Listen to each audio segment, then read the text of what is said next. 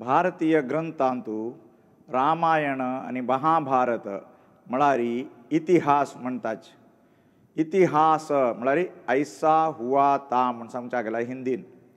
तांतूले प्रथम जावन आशिल्ले रामायण. रामस्य अयनम इति रामायणम. रामाले अयन म्हणटाच.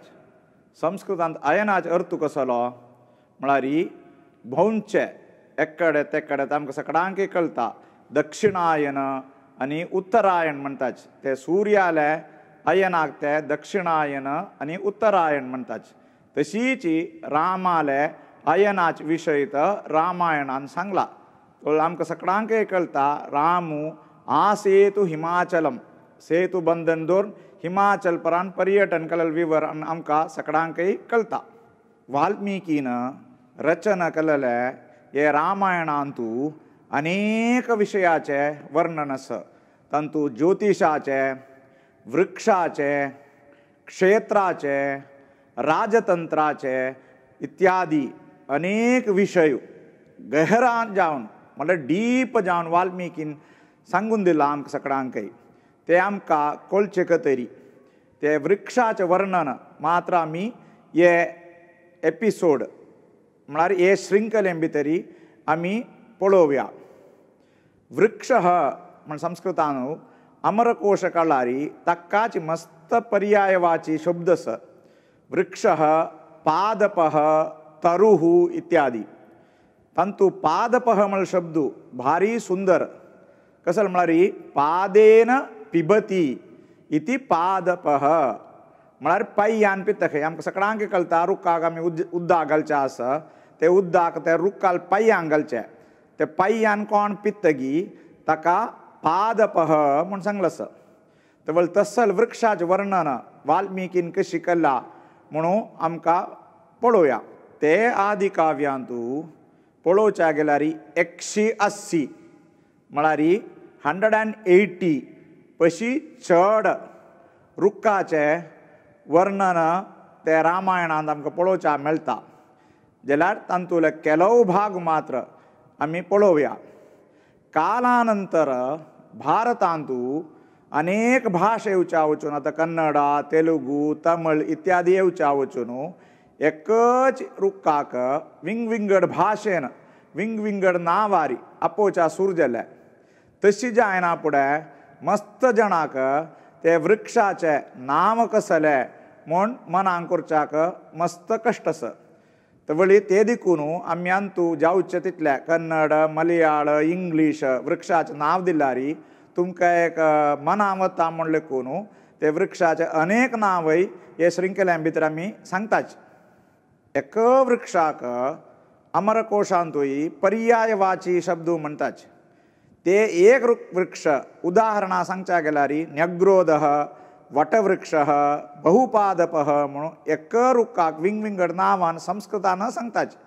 वाल्मिकी रामायणांतूय एक रुखाक विंगविंगड नांवान उपयोग केलेलो आमकां दिसता. ते आमी मनाक करून जावका हे श्रृंखला मुखार सावन आयकुच्याक. प्रथम जावन इंगुदी वृक्षाचें वर्णन पळोवया. कोंकणी भाशेंतू इंगुदीक जिब्बे म्हणून सांगताची. तशी हिंदींतू ताका हिंगोट, मागीर इंग्लिशांत इंडियन आलमंड, मलयाळांत तल्लित्तेंगा आनी कन्नडांत इंगाळे नाल्यार इंगाळा म्हूण सांगताची. ताचें वर्णन आमकां अयोध्या कांडांतू रामू लक्ष्मण सीता वनवासाक वच्चे वेळेरी श्रृंगवेरपुराक येवन पावताच. ते दीस राती आमी इंगुदी वृक्षाचे मुळांतू राबताची म्हणून सुमंताक सारथी जावन आशिल्ले सुमंताक अशी सांगताच. तेच आमी श्लोक रुपान पळोवया.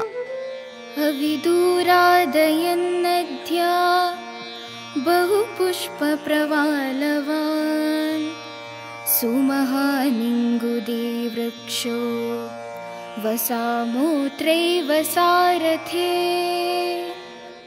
तेच वृक्षाचें वर्णन वपास अयोध्या कांडांतू येता. थंय रामान दशरथाल निधन जाल्या वेळेरी पिंड प्रदान करचे इंगुदीचे फलान. ते वय हे श्लोकांत आमकां आयकुच्याक मेळटा. अतो दुःखतरं लोके न किञ्चित् प्रतिभाति मे यत्र रामः पितुर्दद्याद् इङ्गुरिक्षोरमृद्धिमान् यत्र रामः पितुर्दद्याद् इङ्गुरिक्षोरमृद्धिमान्. लग्गीच रूकू आमकां पळोवचा मेळटा खंयचे म्हळ्यार न्यग्रोधः. ते न्यग्रोधाक कोंकणींतू वोठू अथवा वटवृक्ष म्हणटाच. तशीच हिंदींतू ताका बरगद आनी इंग्लिशांक आमकां सगळ्यांक कळटा ते बॅनियन ट्री म्हणटाच. तशीच मलयाळांत ताका पेराल आनी कन्नडांतू आला म्हणटाच.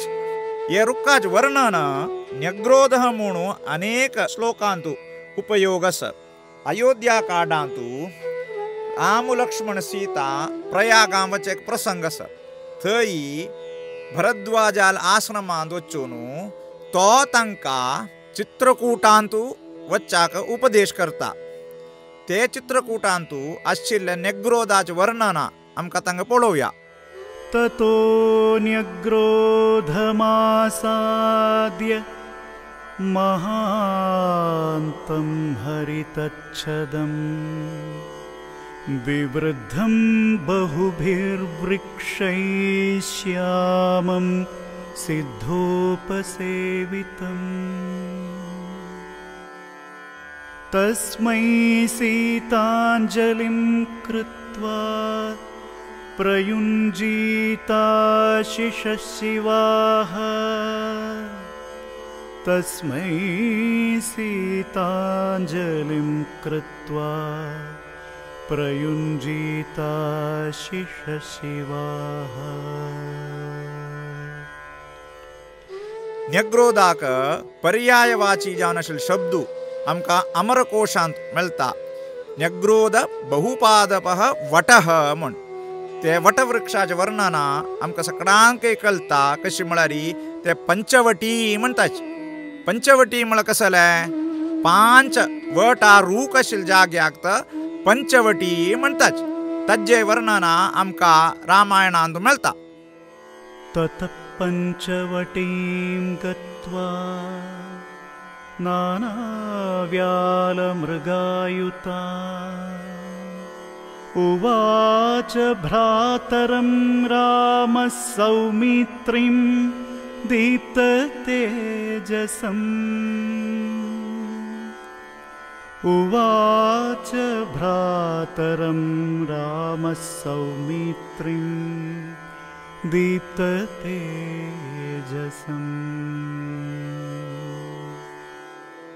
लग्गीच रूकु विख्यात रूकु आमकां सगळ्यांक कळचें रूकु चंदन अथवा कोंकणींत ताका गांध म्हणटाच. सर्वे भाशेन ताका गंध एकी चंदन म्हणून म्हणटाच. ते रुखाक इंग्लिशान सॅन्डलवूड म्हणटाच. ते सॅन्डलवुडाचे अथवा ते चंदनाचे वर्णन तशीच वाल्मिकी रामायणांत मस्त जाग्यार मेळटा. विशेष जावन एक श्लोक काडून सांगच्याक गेल्यार किष्किंधा कांडांतुले राम सुग्रीव मैत्रीचे संदर्भारी हनुमंतू लक्ष्मणाक चंदन वृक्षाचे खंद ते खंद्यार पूल समेत दिल्ले म्हूण सांगता हे श्लोक. लक्ष्मणायाथ संहृष्टो हनुमान् प्लवगर्षभः शाखां चन्दनवृक्षस्य ददौ परमपुष्पिताम्. अनेक रूकु अशोका ते सर्व भाशेंत इंग्लिशांताय ताका अशोका म्हणूच नांव. चडावत भाशेंत तेच नांव आमकां दिसून येता. ते अशोकाचें वर्णन खंय येता म्हळ्यार विशेष जावन सुंदरकांडांतू. हनुमंतू रावणाल लंकेंतू अशोक वाटिकांत प्रवेश करचे संदर्भ आमकां सगळ्यांक कळटा. जाल्यार ताका अशोक वाटिका म्हणटाच. जाल्यार अशोक वाटिकांतू अशोका रूख मात्र आशिल्लो म्हळ्यार आमकां एक संदेह येता. ते तशी न्हय. अनेक वृक्षाचे वर्णन आमकां हे श्लोकांत मेळटा. पुष्पिताग्रान् वसन्तादौ ददर्श विविधान् द्रुमान् सालान् शोकान् भव्यांश्च चम्पकांश्च सुपुष्पितान् उद्धालकान् नागवृक्षान् च्यूतान् कपिमुखानपि सर्व भाषेंतुई एक नाव सुच्चे अनेक एक रूकु कसल मळरी चंपकम मलयाळम संचा गेला तका चेंबगम म्हणताची कन्नडान संचा गेल्यार तका संपिगे म्हणताच ते रूकुई अशोक वाटिकांत अस म्हणून आमकां हे श्लोकांतू सुकून मनावता सालान् शोकान् भव्यांश्च चम्पकांश्च सुपुष्पितान् उद्धालकान् नागवृक्षान् च्यूतान् कपिमुखानपि रामायणांतुला विशेष रूक्त शिंशिपा अथवा शिंशुपा म्हणतात तका शिंशिपा म्हणतात तका चढावत भाषेन एक नाव तका विंगड नाव आमकां पळोवचा मेळना ते रूक इत्याक विशेष म्हळ्यारी सीतादेवी ते रुक्का मुळान बेसून आशिल्ली म्हणटा ते रुक्काचे वर्णन येता सुंदरकांडांत ते रुक्काचे विशेष महत्व कसल म्हळ्यारी ते रुक्काचे पल्ल्याचे भन्नू म्हणटाची अथवा वर्ण दिनम प्रति विंगड विंगड जातखै एक दीस पाचवे एक दीस भंगराचे जाल्यार वाल्मिकी रामायणांतू भंगराचेच विशेष जावनू सांगला तशीची आचार्य म्हणटाच कसल म्हळ्यारी हनुमंताल वर्णूय शिंशिपा वृक्षाच वर्णूय एकू आशिल्लो ते देखून ताका थंय निपून बेसलेल वेळेरी राक्षसींक पळोवचा मेळ्ळें ते शिंशिपा वृक्षाच वर्णन भारी सुंदर जावन आमकां आयकुया लता प्रतानैर्बहुभिः पर्णैश्च बहुभिर्वृता काञ्चनीं शिंशुपामेकां ददर्श हरियूथपः वृतां हेममयीभिस्तु वेदिकाभिः समन्ततः वृतां हेममयीभिस्तु वेदिकाभिः समन्ततः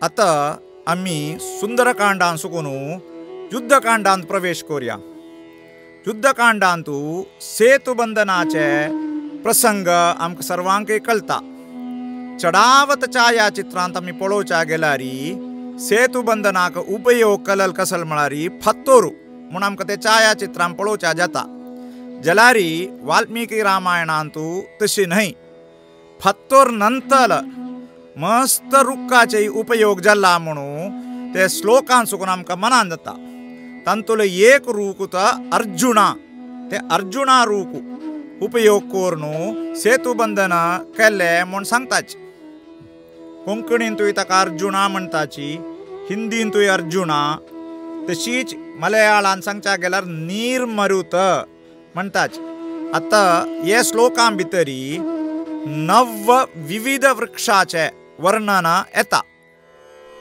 ते सालैश्च अश्वकर्णैश्च धवैर्वंशैश्च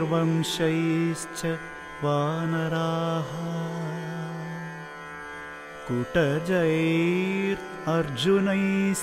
कुटजैर्अर्जुनैस्तालैः तिलकैस्तिमिषैरपि तशीची लगीच श्लोकांतू आमकां सगळ्यांकय कळचे शिवाक प्रीतीचे बेला रूक तशीच अंब ताका संस्कृतांतू चूतः अथवा आम्रह म्हणून म्हणटाच हे पूर्ण नमुना रूकू सागरांतू घालनू भरले म्हणटा हे श्लोकाचे अर्थ बिल्वकै सप्तपर्णैश्च कर्णिकारैश्च पुष्पितैः च्यूतैश्चाशोकवृक्षैश्च सागरं समपूरयन् आत्ता मी ऐकलेलो श्लोक आस पळय ते श्लोकांतू ताल वृक्षाचे वर्णनय येता ताका कोंकणींतू तडता मड्डी अथवा इरुळा रूकु म्हणटाची. तशीच इंग्लिशांत पाल्मेरा, मलयाळांत करिंबना आणि कन्नडान तशी ताले वृक्ष म्हणटाची. हे वृक्षाचे वर्णना रामायणांतले सर्वे कांड बालकांड सोडून हे वृक्षाचे वर्णन आमकां मेळटा. आतां आमी पळोवच्या वचे वृक्ष खंयचे म्हळ्यार बकुळा. ते वय तशीची बालकांड सोडून अन्य कांडांतू वर्णन मेळटा. ते बकुळा म्हळ्यार रुखाचें नांव बकुळः म्हूण संस्कृतान, बकुळा म्हूण कन्नडान, मलयाळांत ताका इलंजी म्हणटाची आनी इंग्लिशान इंडियन मेडलर म्हणटाची. ते रुखाचें विवरण आमकां सगळ्यांकय कळटा. आमगेल चडावत देवस्थानांतू ओवळे रूख म्हणटाची. ते ओवळे रुखाचें फूल भारी सुगंध जावन आशिल्लें फूल. ते रूखूय सेतुबंधनाक उपयोग केल्लो म्हूण ते युद्धकांडांतूल श्लोकांत चुकून आमकां मना वता. तालान्दाडिमगुल्मांश्च नारिकेलविभीतकान् करीरान् बकुलान् निम्बान् समाजहृरितस्ततः करीरान् बकुलान् निम्बान् समाजहृरितस्ततः. हे रामायणांतुले वृक्षाचे निरूपण करचे तरी आमकां सहाय केलेले सर्व बंधू बांधवांकय आम कृतज्ञ अर्पण करता. सुरवे जावन आमगेलेची कर्णकोड कोच्चींतू कर्णकोड स्थित जावन आशिल्ल्या आलुंगल फार्म्स तांतुले पुरुषोत्तम कामत आनी आनंद कामत तांगेले 2 एकर जाग्यारी भारी सुंदर जावन एक उपवनच आसा. ते उपवनांतू आतां काळाल चडावत रुखाचे व्हिडिओ तुमी पळयले. ते पुरे तांगेलेची आंगणांत जालेले. ते आमी तांकांय कृतज्ञ सांगता. राम नाम स्मरण तेची मना संजीवन. राम नाम स्मरण तेची मना संजीवन. आदियंत्य कारण आदियंत्य कारण संत जन रंजन संत जन रंजन. राम नाम स्मरण तेची मना